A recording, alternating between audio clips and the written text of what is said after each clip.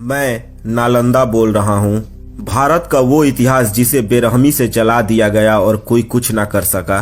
जब बात इतिहास की आती है तो आप केवल मुगलों और अंग्रेजों में ही फंसे रहते हैं, कोई पलटकर मेरी तरफ नहीं देखता।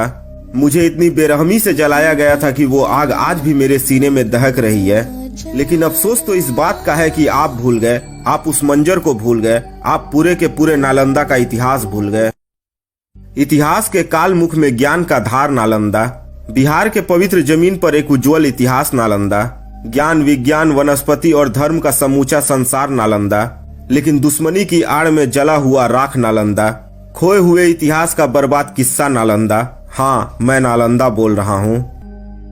सवाल ये नहीं कि इतिहास के पन्ने टटोलते समय आपकी उंगलियां कांपती क्यों नहीं। सवाल ये भी नहीं कि गैरों का इतिहास लिखते लिखते अपनों की दास्तां कोई समझा क्यों नहीं, बल्कि सवाल यह है कि जिस विश्वविद्यालय ने हर भारतीय संस्कृति को अपने पुस्तकों में समेटे हुए काल के जाल में फंसकर अपना दम तोड़ दिया, उसकी चीख किसी ने सुना क्यों नहीं, वो मंजर किसी को दिखा क्यों नहीं।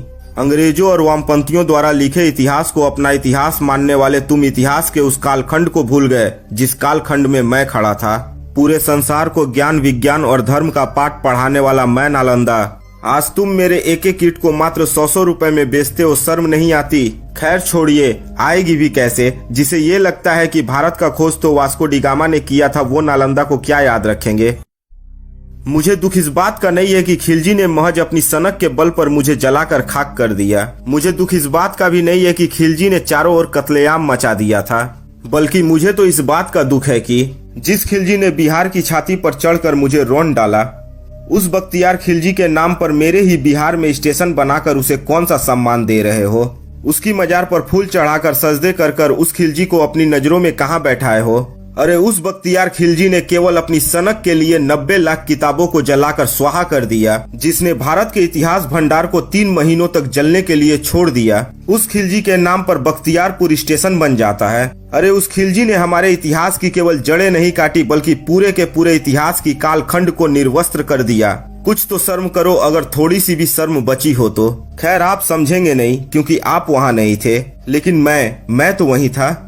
मेरी ही ठंडी छांव में 10,000 छात्र और 2,000 शिक्षक रहते थे। अरे कैसे भूल सकता हूँ वो काला दिन जब 200 घुड़सवार आए और निहत्थे छात्रों पर कोहराम बनकर बरस पड़े।